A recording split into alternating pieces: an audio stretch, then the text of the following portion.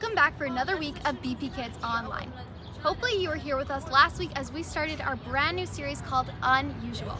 We're so glad you could be here today. We have a lot of fun stuff planned that you guys are not going to want to miss. So without further ado, let's get into our video.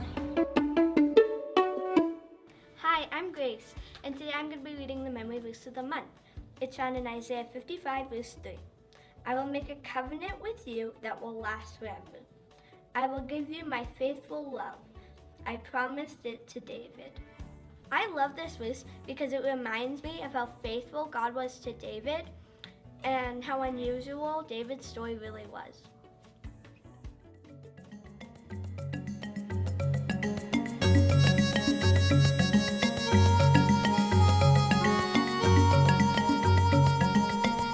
Today we're looking at an animal with a long neck and spots. Yep, you guessed it. Today we're looking at giraffes. Giraffes are pretty unusual because unlike many other animals, they have long necks. Did you know giraffes are the tallest mammal on Earth? They are also pretty fast. They can run 35 miles per hour. That's about how fast a car goes on most roads throughout the city. A giraffe's spots are much like human fingerprints. No two individual giraffes have exactly the same pattern. It's so cool how God made each giraffe in their own unique way, just as He made us.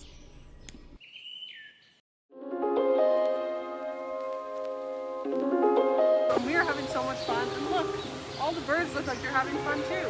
So God gives everybody that joy.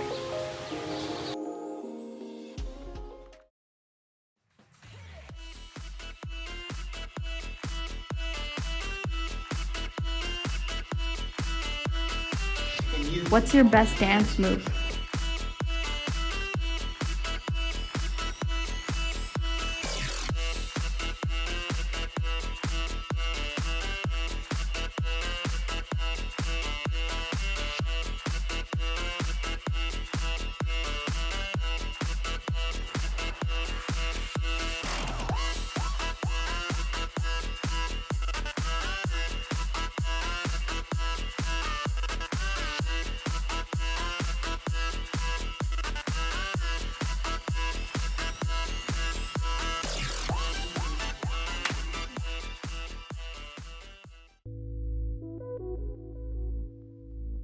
Hey guys, this is Kiana, and our Bible reading for this week comes from 2 Samuel chapter 6. So this story is about how David brought the ark to Jerusalem. And it says in verses 1 to 5, again, David brought together the best soldiers in Israel. The total number was 30,000. He and all his men went to Bala in Judah. They went to bring the ark of God up to Jerusalem from there. The ark is named after the Lord. He is the Lord who rules over all. He sits on his throne between the cherubim that are on the ark. The ark of God was placed on a new cart. Then it was brought from Abinadab's home, which was on a hill. Uzzah and Ahio were guiding the cart. They were the sons of Abinadab. The ark of God was on the cart. Ahio was walking in front of it. David was celebrating with all his might in front of the Lord. So was the whole community of Israel. All of them were playing instruments and they were celebrating. And then a girl came by and asked them, what are you doing? Like, why are you celebrating? And David said, we're just doing this because we're praising our God for what He did for us. We were able to bring the ark to Jerusalem and we're celebrating our success. And she said, but you can't do that. And David was like, but this is our way of thanking God. We need to do this. So that is our story for today. And this reminds me of a time in my life where I experienced joy. And like most of you guys know, I am a competitive cheerleader. And I also coach cheerleading.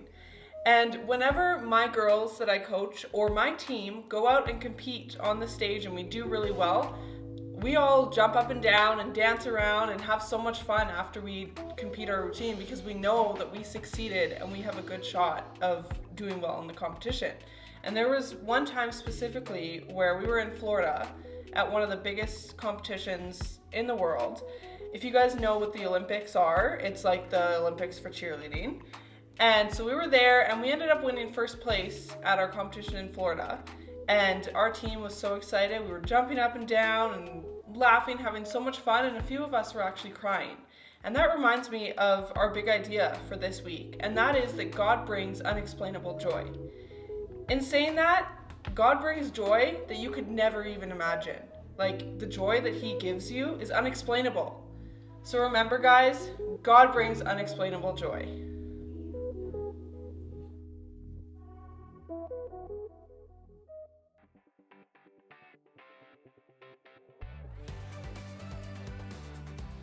Hey baby kids, I'm here to answer your questions about the Bible.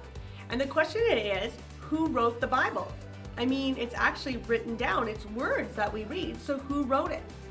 Well, the Bible's very interesting because we say that it's inspired by God, but there's actually many different authors. There's 66 books. That means 66 potential different people wrote different books of the Bible. There were some books that were written thousands and thousands and thousands of years ago, and some that were only written 2,000 years ago.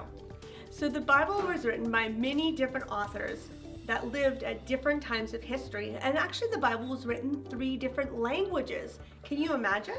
That's so cool. Today though, we can read everything the authors wrote in English.